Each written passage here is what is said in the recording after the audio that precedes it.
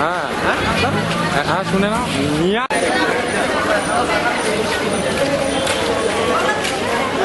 যাবে নাকি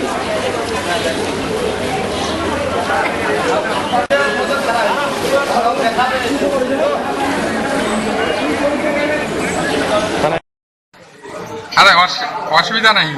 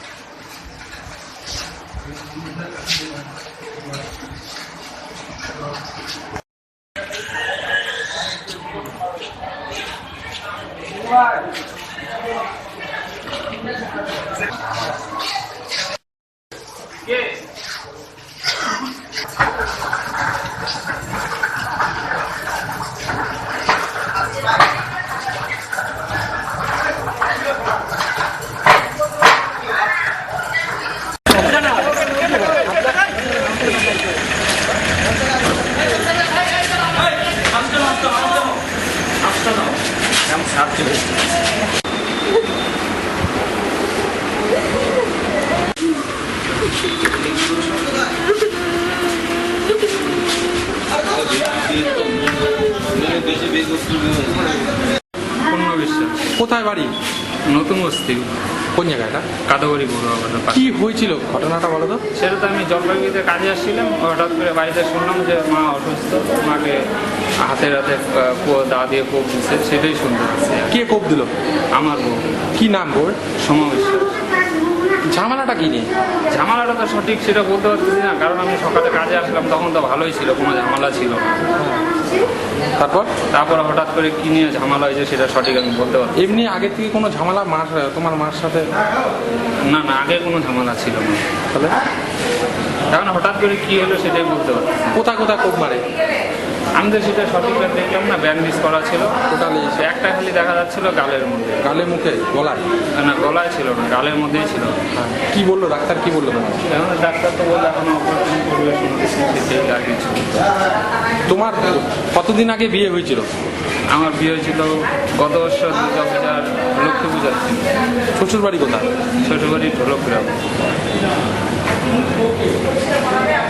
আর অন্য কোনো সমস্যা ছিল তোমাদের পারিবারিক বউয়ের সাথে? না না, এমনি কোনো সমস্যা ছিল না। শ্বশুরবাড়ির লোককে জানিয়েছো? হ্যাঁ। কি বললো? শ্বশুরবাড়ি থেকে শাশুড়ি, শ্বশুর তো বাড়িতে থাকে না, শাশুড়ি বললো যে আমি আসতে। তোমার মার নাম কি? ভাগ্য বিশ্বাস। হ্যাঁ, ভাগ্য বিশ্বাস। বয়স কত? 45 বছর হবে। তা বলতে গেলে মাকে নিয়ে কেন্দ্র করে ক্যাচালে বউ কোপ মারে। হ্যাঁ। হ্যাঁ, কি বলো? হ্যাঁ, সেটা কি নিয়ে সেটাই তো আমি বুঝতে পারছি। ঠিক আছে। আমি মারছি। হ্যাঁ, আমাকে না সব সময় এটা বলো। আমাকে না সব সময় আমার মাথাটাই শেষ করে দিত। আমি চুপচাপ শুয়ে থাকতাম বিছানা, তাও কেমন করতো। আমি ভুল কাজ করছি, আমাকে কি করবা? আমাকে বাড়ির থেকে বের করে দিচ্ছে, বাড়িতে থাকতে দেয় না। আর হ্যাঁ বলো। তারপর কালো এটা যেটা আগে তো পণ নিয়ে করতো, বাপের বাড়িতে কি দিছে টাকা নিয়ে প্রচন্ড আমাকে অত্যাচার করতো। কে অত্যাচার করতো? আমার শ্বশুর খুব ভালো। তারপর কি করলো? আজকে কানতে হবে। আজকে কি করলা? তারপর আমাকে সব সময় তারপর করছি। কি করছো? সূর্যের সীমা পার হয়ে গেছে, তারপর আমি কাজ করছি। ওইটা মনে নাই, আমার কিছুই মনে নাই। পুরা রক্ত জানি না আমার